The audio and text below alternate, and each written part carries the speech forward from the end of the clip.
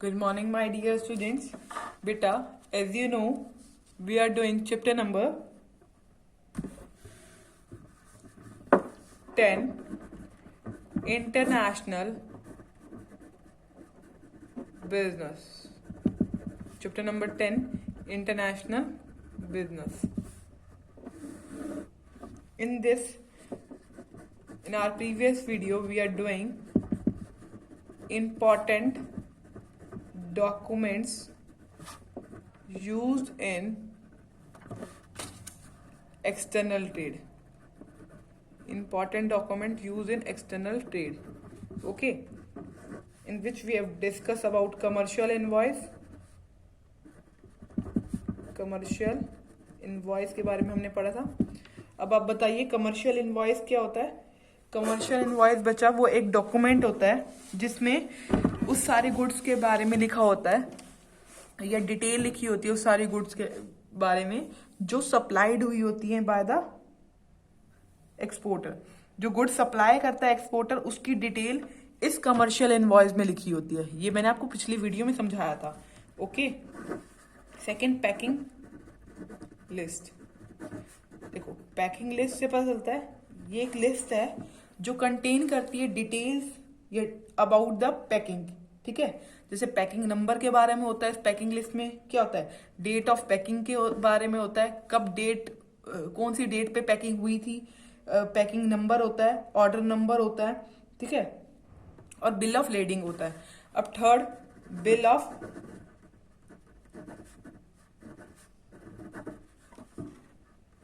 Lending. ये हमने अपनी प्रीवियस वीडियो में पढ़ा था. बिल ऑफ लेडिंग जो होता है वो इंपॉर्टेंट डॉक्यूमेंट, सबसे इंपॉर्टेंट डॉक्यूमेंट जो एक्सपोर्ट में होता है वो बिल ऑफ लेडिंग होता है. बिल ऑफ लेडिंग जो होता है वो कौन सी कंपनी इशू करती है, शिपिंग कंपनी जो होती है. शिपिंग कंपनी जो होती है वो बिल ऑफ लेडिंग इशू करती है. शिपिंग कंपनी जो होती है बिल ऑफ लेडिंग इशू करती है एज यू नो. ठीक है. इसमें हमने 3 केसेस पढ़े थे बिल ऑफ लेडिंग में. एन एक्नॉलेजमेंट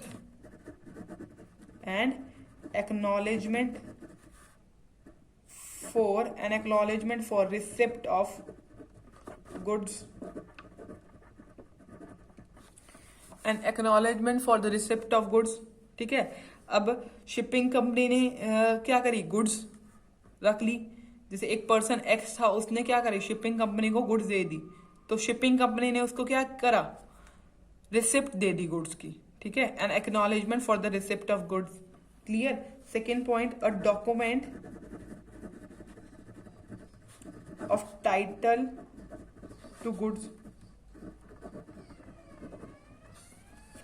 ये डॉक्यूमेंट कब रिक्वायर्ड है, टाइटल टू गुड्स. जिस पर्सन को, जैसे अब एक्स ने तो गुड्स दी शिपिंग कंपनी को, अब देनी गुड्स किसको है, वाई को. मतलब टाइटल टू गुड्स किसको दिया जाएगा, वाई को. उसके पास भी ये डॉक्यूमेंट होगा, a document of title to goods. ठीक है. ये डॉक्यूमेंट अभी भी नेसेसरी होता है. उसके बाद third one is a contract of अफ्रिंजमेंट.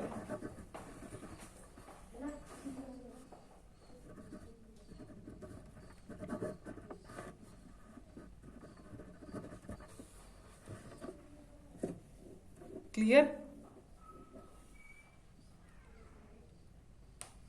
A contract of affreightment होता है बच्चों. ये AFFRE आएगा. AFFREIGHTMENT. ओके. मैं इसको दोबारा से लिखती हूँ.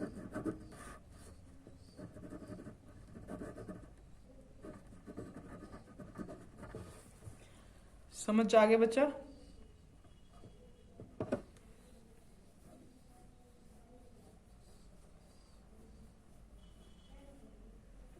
इसके बाद हमने पढ़ा था एयरवे बिल. देखो शिपिंग कंपनी जो होती है वो इश्यू करती है बिल ऑफ लेडिंग. अब एयरवे बिल कौन इश्यू करता है, एयरवे बिल जो होता है वो इशूड होता है by airline company. Same process होता है एज शिपिंग कंपनी जैसे करती है, बट एयरवे बिल जो होता है वो इशूड होता है एयरलाइन कंपनी से. एयरलाइन कंपनी से इशू होता है. ओके. अब फिफ्थ वन इज, ये 4 तो हमने पढ़ लिए थे. ठीक है. अब फिफ्थ वन इज जो मैं आपको बताने वाली हूं आज की वीडियो में, certificate of inspection, certificate of inspection, this one is new, certificate of inspection. देखो अब आपकी गुड्स प्रोड्यूस हो गई, अब जो आपकी प्रोड्यूस हुई हुई गुड्स हैं वो कहाँ जानी है, बाहर की कंट्री में जानी है, मींस एक्सपोर्ट होनी है, ठीक है। तो क्या उसकी क्वालिटी को चेक करे बिना वो एक्सपोर्ट हो जाएगी, नहीं। क्या होगी, नहीं होगी, ओके। उसकी क्वालिटी को चेक करने के लिए एक कंपनी आएगी, ठीक है, उस कंपनी को कॉल करेंगे हम, ठीक है। वो कंपनी चेक करके जाएगी, अगर हमारी गुड्स की क्वालिटी सही है, स्टैंडर्ड ऑफ गुड्स जो है, जो एक्सपोर्टर सेंड कर रहा है वो सही है, तो वो क्या प्रोवाइड करके जाएगी, आपको सर्टिफिकेट ऑफ इंस्पेक्शन प्रोवाइड करके जाएगी, ओके। कौन प्रोवाइड करके जाएगी, एक्सपोर्ट इंस्पेक्शन एजेंसी, जिसको हम बुलाएंगे इंस्पेक्ट करने के लिए, ठीक है। तो लिखेंगे दिस सर्टिफिकेट है, दिस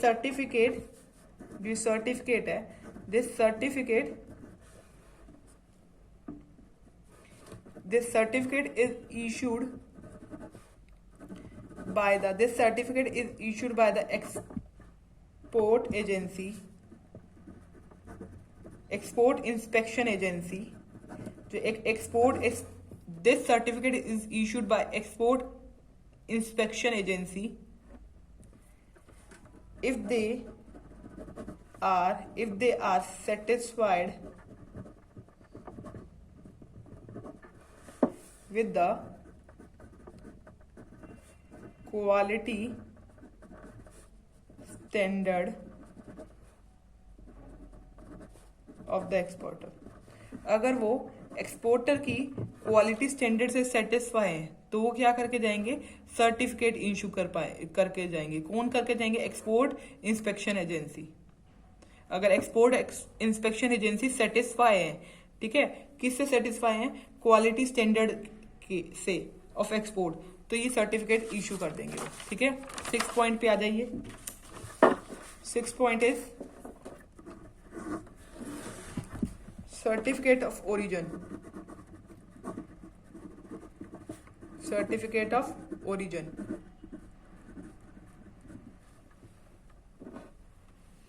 देखो सर्टिफिकेट ऑफ ओरिजिन ये प्रूव होता है कि ये गुड्स जो है इसी कंट्री में प्रोड्यूस हुई है, ठीक है, इसी कंट्री में प्रोड्यूस हुई हैं गुड्स और इसी कंट्री से ही एक्सपोर्ट हो गई हैं दूसरी कंट्री में, तो ये सर्टिफिकेट ऑफ ओरिजिन। अभी सर्टिफिकेट ऑफ ओरिजिन क्यों इंपॉर्टेंट, जो सर्टिफिकेट ऑफ ओरिजिन जो है वो एक्सपोर्टर जो होगा वो प्रोवाइड करवाएगा इंपोर्टर को।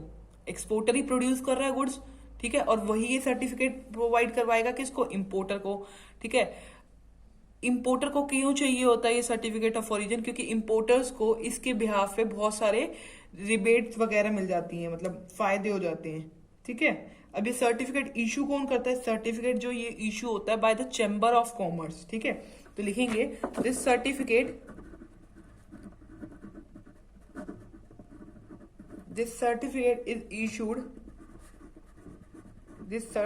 is issued by chamber of commerce. Is it clear, पहला ये वाला पॉइंट क्लियर हो गया। This certificate is issued by the chamber of commerce, chamber of commerce से ये सर्टिफिकेट इशूड होता है। This certificate is issued by chamber of commerce, it is a proof, ये प्रूव है, it is a proof that the goods are produced in exporter countries only. ये किस चीज का प्रूव है, सर्टिफिकेट ऑफ ओरिजिन। ये सर्टिफिकेट ऑफ ओरिजिन ये prove है कि गुड्स जो एक्सपोर्टर कंट्री में ही बनी है। जैसे एक्सपोर्टर ने सेल तो कर दी, वो कंट्री जैसे इंडिया हमारी एक्सपोर्टर तो हुई, उसने मुझे वीट तो प्रोवाइड कर दी, क्या वीट उसने ही प्रोड्यूस करी है, अगर वो उसने ही वीट प्रोड्यूस करी है तो उस कंट्री से हमें क्या मिलेगा, सर्टिफिकेट ऑफ ओरिजिन मिलेगा। ये प्रूव हो जाता है that goods are produce in exporter country only, ठीक है। इसके बाद है bill of exchange, bill of exchange. अब दो पर्सन है बिल ऑफ एक्सचेंज के लिए, एक्स और वाई। जिससे पता है बिल ऑफ एक्सचेंज तो अब आपको पता ही चल गया होगा, क्योंकि बच्चा हम आपकी अकाउंटेंसी की बुक में बिल ऑफ एक्सचेंज ही कर रहे हैं, ठीक है। बिल ऑफ एक्सचेंज में जब एक्स जो है एक्सपोर्टर है, जैसे अब इसमें ये इंपोर्टर है, ठीक है। अब एक्सपोर्टर ने इंपोर्टर को गुड्स तो दे दी, किस पे दिए, क्रेडिट पे दिए, तो वाई जो है उसने एक डॉक्यूमेंट साइन करके दे दिया इसको, जो एक्स ने एक डॉक्यूमेंट बनाया था, बिल ऑफ एक्सचेंज बनाया था, एक बिल बनाया था जो वाई को दे दिया। बिल ने, ये वाला बिल इसने एक्सेप्ट कर लिया और साइन करके एक्स को भेज दिया, तो ये बन गया बिल ऑफ एक्सचेंज।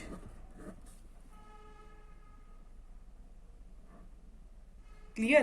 तो बिल ऑफ एक्सचेंज से क्या होगी, पेमेंट रिसीव हो जाती है। ओके, तो बिल ऑफ एक्सचेंज में आएगा it is a document, bill of exchange is a document, bill of exchange is a document for payment to be received from the importer। देखो, it is a document for the payment to be receive from importer. Bill of exchange की वजह से क्या होगा, bill of exchange की वजह से Y से, इंपोर्टर से हमें एक्स को पेमेंट मिलेगी। It is a document for the payment to be receive from the importer. Importer से जो पेमेंट हमें रिसीव होगी वो किसके थ्रू होगी, बिल ऑफ एक्सचेंज से। ठीक है, okay.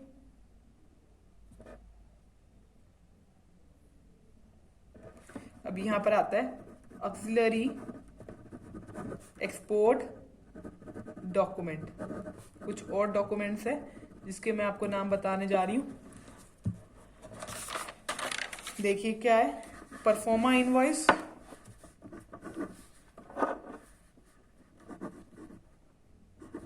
Proforma invoice, commercial invoice पढ़ा था ना, वही परफॉर्मा इनवॉइस भी होता है, जिसमें सारी डिटेल होती है of the good supplied by exporter. ठीक है। Intimation of inspection. देखो, अब आपको सर्टिफिकेट मिल गया इंस्पेक्शन का, पहले अब आप गुड्स प्रोड्यूस करोगे, गुड्स प्रोड्यूस करने के बाद इंटीमेट करोगे इंस्पेक्शन के लिए, एक्सपोर्ट इंस्पेक्शन एजेंसी को इंटीमेट करोगे इंस्पेक्शन के लिए। ठीक है, वो इंस्पेक्शन के लिए आएंगे, फिर आपको अगर आपकी क्वालिटी ऑफ गुड्स सही होंगी तो सर्टिफिकेट ऑफ ओरिजिन मिलेगा। ठीक है। अब शिपिंग इंस्ट्रक्शन,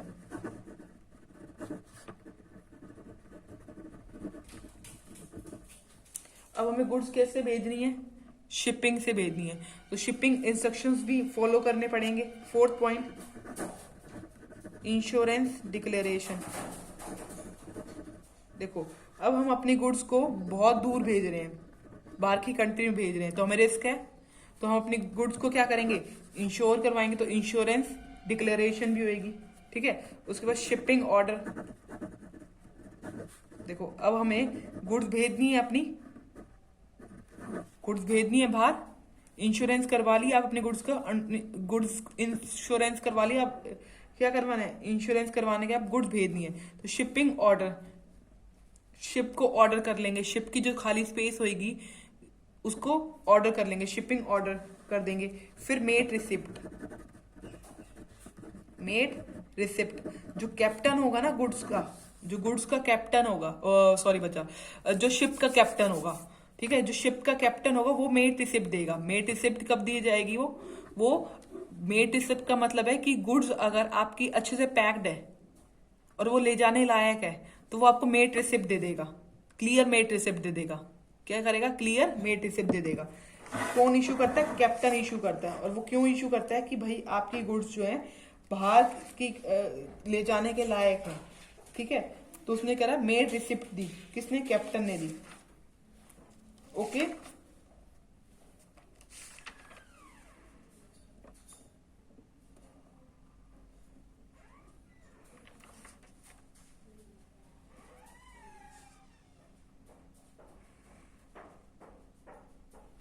अगर क्लियर मेट रिसिप्ट नहीं है तो फॉल्स मेट रिसिप्ट भी देता है, फॉल्स मेट रिसिप्ट। इसका मतलब आपकी गुड्स जो है बाहर की कंट्री में ले जाने के लायक नहीं है। अगर उसकी पैकिंग वगैरह सही होगी, ठीक है, और गुड्स ले जाने के लायक होगी, जब भी वो मेट रिसिप्ट देगा कैप्टन। ठीक है। इसके बाद इसमें दे रखा है application for certificate of origin, application for certificate of origin. Certificate of origin आपको पता है क्या है? सर्टिफिकेट जो है ऑफ ओरिजिन जो है एक प्रूव है।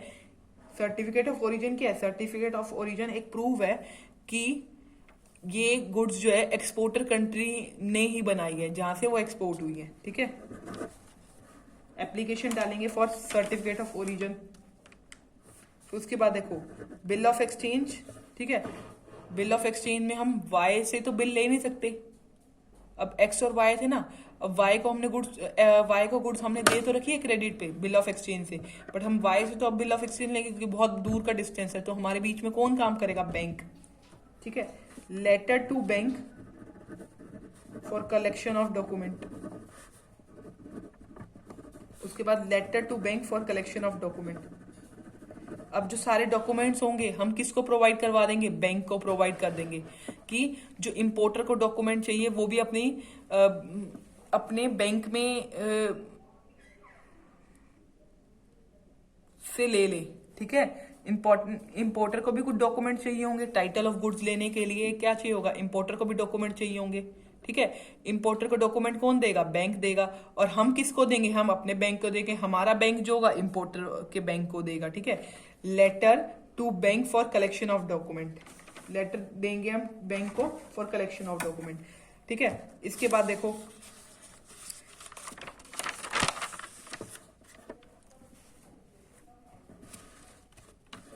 अब कुछ इंपॉर्टेंट टर्म्स हैं जो एक्सटर्नल ट्रेड में यूज होती हैं। Important terms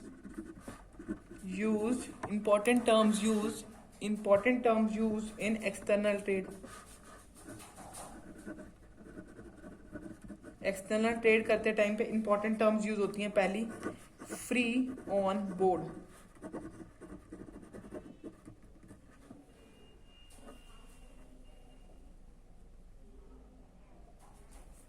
free on board, FOB। Free on board को बोलते हैं FOB। देखो फ्री ऑन बोर्ड का मतलब क्या है कि जो एक्सपोर्टर होगा बच्चा वो लायबल होगा और बियर करेगा risk till the delivery of goods on ship. देखो जैसे एक्स कौन है? एक्सपोर्टर है। एक्सपोर्टर जो है वो बियर करेगा, क्या बियर करेगा? रिस्क, और लायबल होगा गुड्स के लिए। कहां तक लायबल होगा ये बताओ? लायबल होगा गुड्स के लिए till the delivery of goods on ship. वो गुड्स रख देता है ऑन शिप, उसके बाद शिपिंग कंपनी की ड्यूटी है वो गुड्स किसको प्रोवाइड करना? वाई को प्रोवाइड करना। तो शिपिंग कंपनी से पहले तक, शिपिंग जब तक हमने शिप में रखी नहीं वो गुड्स, वो किसकी ड्यूटी हो जाती है? एक्सपोर्टर की ड्यूटी होती है। ठीक है, तो लिखेंगे बिल ऑफ बोर्ड का मतलब बोर्ड तक, जब तक शिप में बोर्ड तक पहुंच जाती है ना गुड्स, जब तक बोर्ड तक पहुंच जाती है गुड्स। शिप जब बोर्ड तक मींस जब गुड्स शिप तक पहुंच जाती हैं। जब गुड्स शिप तक पहुंच गई वो किसकी ड्यूटी होगी? गुड्स को शिप तक पहुंचाना किसकी ड्यूटी है? और सारे रिस्क कौन लायबल करेगा? जब तक उसके लिए कौन लायबल होगा? एक्सपोर्टर। उसके बाद कोई भी कॉस्ट होगी या कोई भी रिस्क होएगा गुड्स को, वो कौन बियर करेगा? इंपोर्टर। तो लिखेंगे देखो the exporter is liable and bears the risk. The exporter is liable and bears the risk till the delivery of goods. जब तक डिलीवरी नहीं हो जाती गुड्स की ऑन शिप, जब तक शिप पे डिलीवरी नहीं हो जाती गुड्स की, उसके बियर कौन करेगा सारे रिस्क? एक्सपोर्टर। ठीक है, आफ्टर द डिलीवरी, शिप तक पहुंच गई गुड्स, आफ्टर द डिलीवरी बोलो, importer has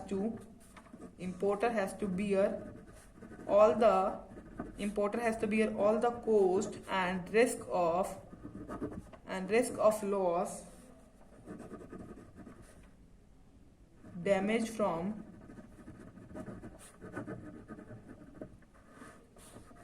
this point onward.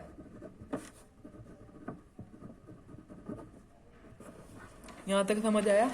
क्या है? The exporter is liable and beer the risk till the delivery of goods on the ship. जब तक डिलीवरी नहीं हो जाती गुड्स की शिप तक, जब तक वो सारे रिस्क बियर करेगा, उसके बाद सारी ड्यूटी रिस्क बियर करने की इंपोर्टर की होती है। ठीक है, अब सेकंड केस में देखो, cost and freight, C and F बोलते हैं इसको, C and F.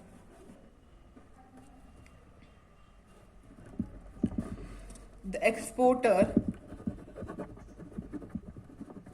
Are expected, जो क्या है एक्सपोर्टर है, the exporter are expected to pay the cost and freight. Cost pay करेगा, फ्राइट। देखो, गुड्स इस कंट्री से दूसरी कंट्री में ले जाने के लिए जो चार्जेस लगते हैं उसको बोलते हैं फ्राइट चार्जेस। ठीक है, the exporter are expected to pay the cost and freight to bring the goods to the port of destination in the importer country।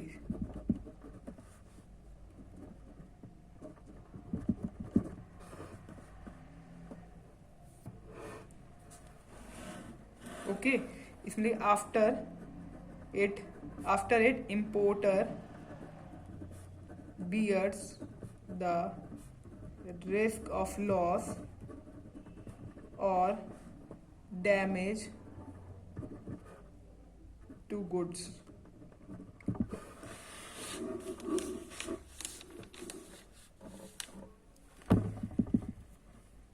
देखो, जो सारे कॉस्ट होगी ये फ्राइट चार्जेस होंगे। गुड्स को एक्सपोर्टर कंट्री से इंपोर्टर कंट्री में पहुंचाने तक सारे जो चार्जेस होते हैं, फ्राइट चार्जेस या कॉस्ट जो होती है, वो कौन बियर करता है? एक्सपोर्टर बियर करता है। ठीक है, उसके बाद गुड्स उसकी कंट्री में पहुंचने के बाद इंपोर्टर कंट्री पे पहुंच गए गुड्स, उसके बाद क्या होगा? After it importer bear the risk of loss और damage to the goods. Okay, clear? Third point,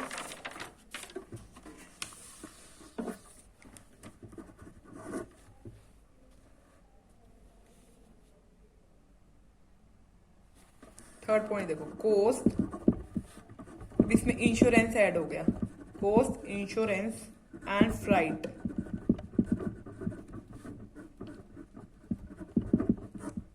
freight charges कौन से होते हैं बताया मैंने अभी आपको।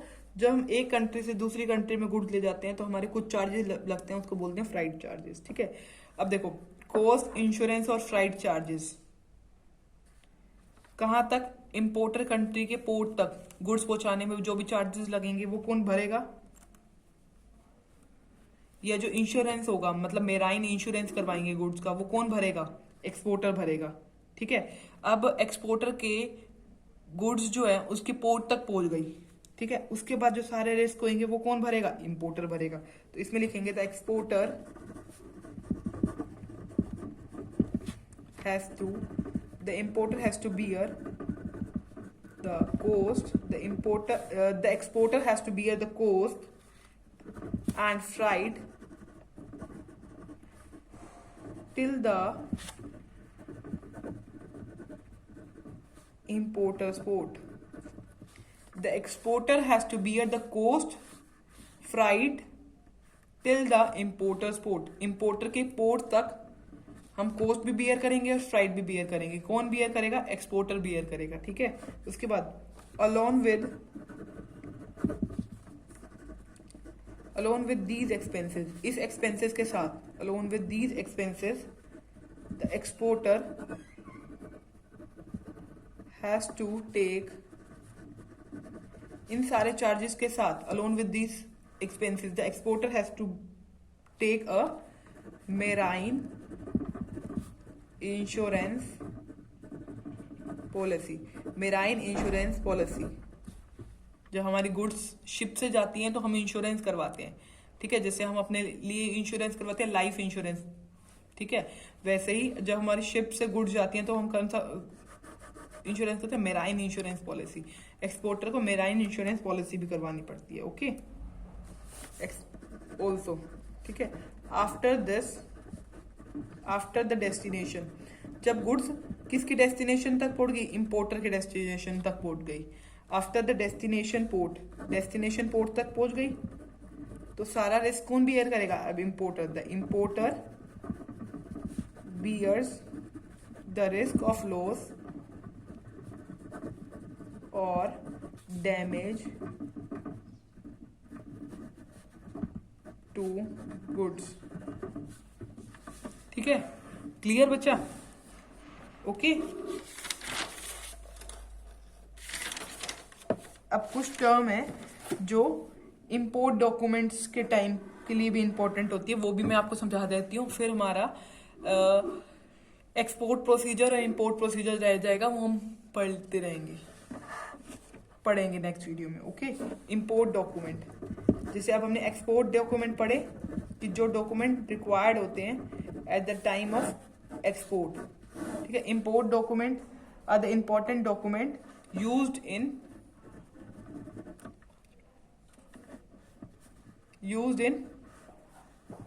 import procedure, important document used in import procedure।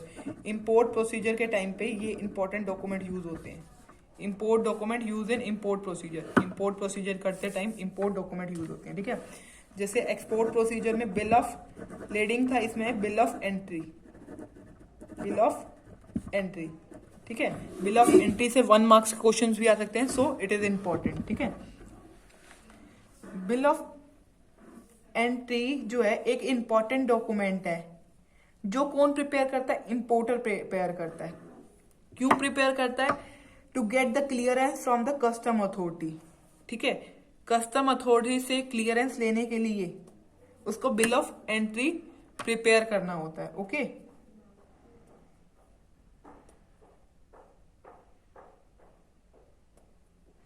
इस डॉक्यूमेंट बिल ऑफ एंट्री में क्या होता है, बिल ऑफ एंट्री डॉक्यूमेंट में बच्चा डिटेल होती है, किसकी, क्वालिटी की, क्वांटिटी की, प्राइस की of goods, okay.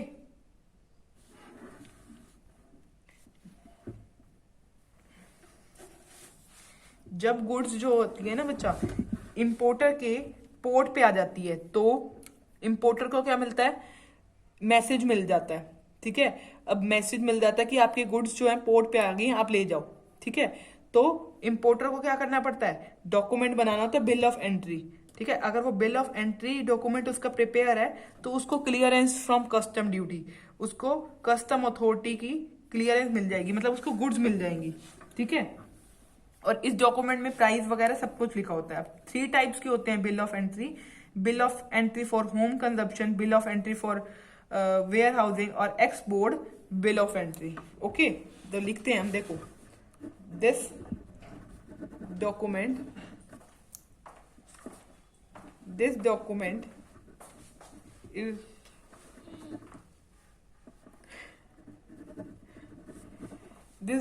is prepared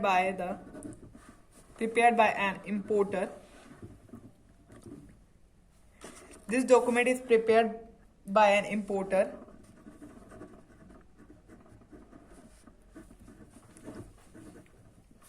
to get clearance from custom authority। ये डॉक्यूमेंट इंपोर्टर बनाता है, क्यों बनाता है, to get the clearance from custom authority, ठीक है। उसके बाद this document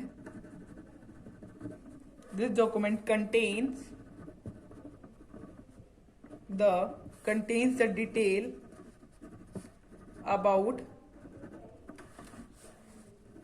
quantity, price, weight, etc. of goods।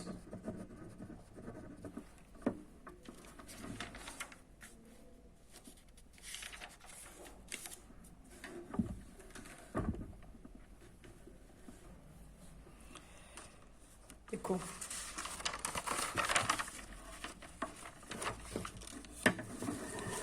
देखो, जब y जो है इंपोर्टर है, y इंपोर्टर है, इसको ये पता चल गया,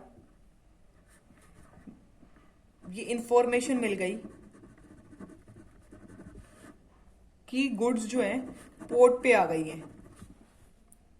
ठीक है, पोर्ट पे गुड्स आ गई है, ये इंफॉर्मेशन इंपोर्टर को मिली है। इंपोर्टर है जो y, ठीक है, तो उसको एक डॉक्यूमेंट प्रिपेयर करना पड़ेगा, उसको एक डॉक्यूमेंट प्रिपेयर करना पड़ेगा,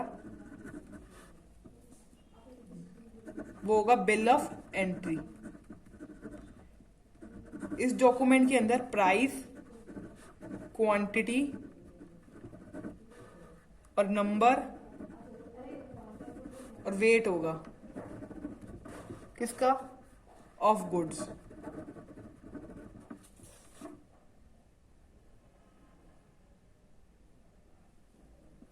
अगर वो डॉक्यूमेंट उसके पास होगा तो custom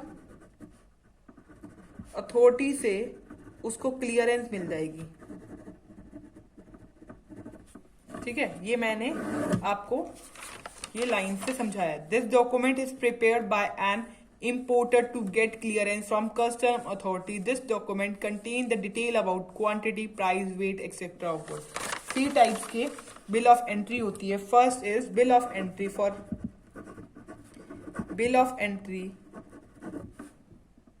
for home consumption.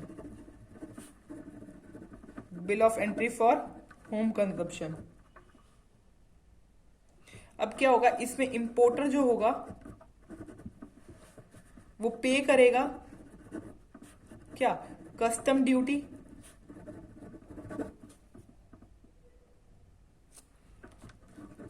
Importer जो होगा पे करेगा कस्टम ड्यूटी, किसके लिए? गुड्स के लिए,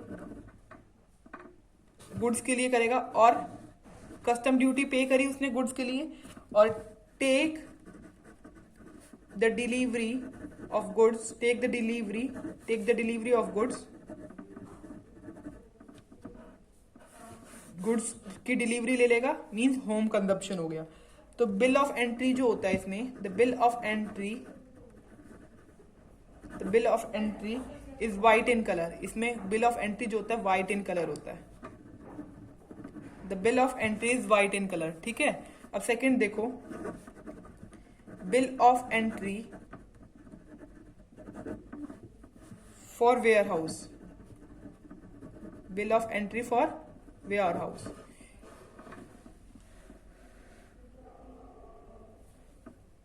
देखो, इसमें इंपोर्टर जो होगा उसने ड्यूटी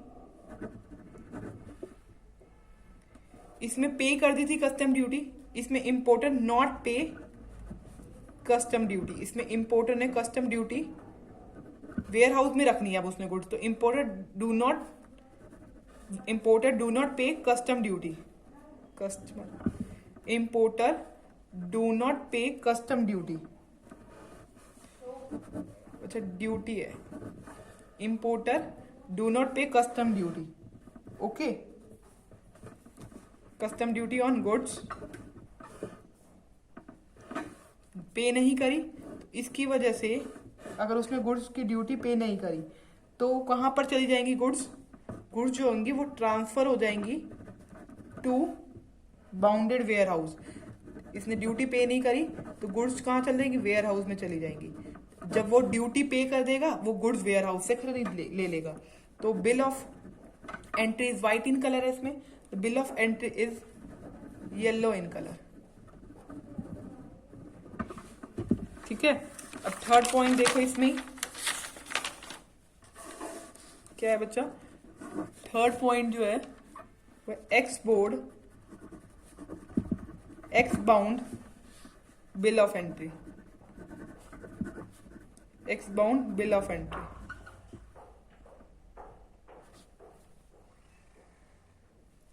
अब हम आपको पता है हमारी गुड्स कहां पर है? बाउंडेड वेयर हाउस में थी, अभी पिछले केस में देखी। ठीक है, अब बाउंडेड वेयर हाउस से गुड निकालने के लिए जब वो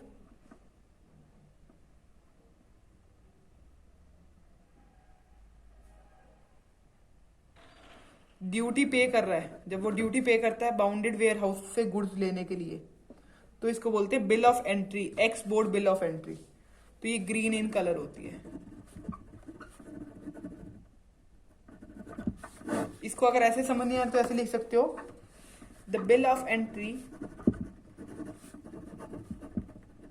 the bill of entry is prepared when the importer wants to get delivery of goods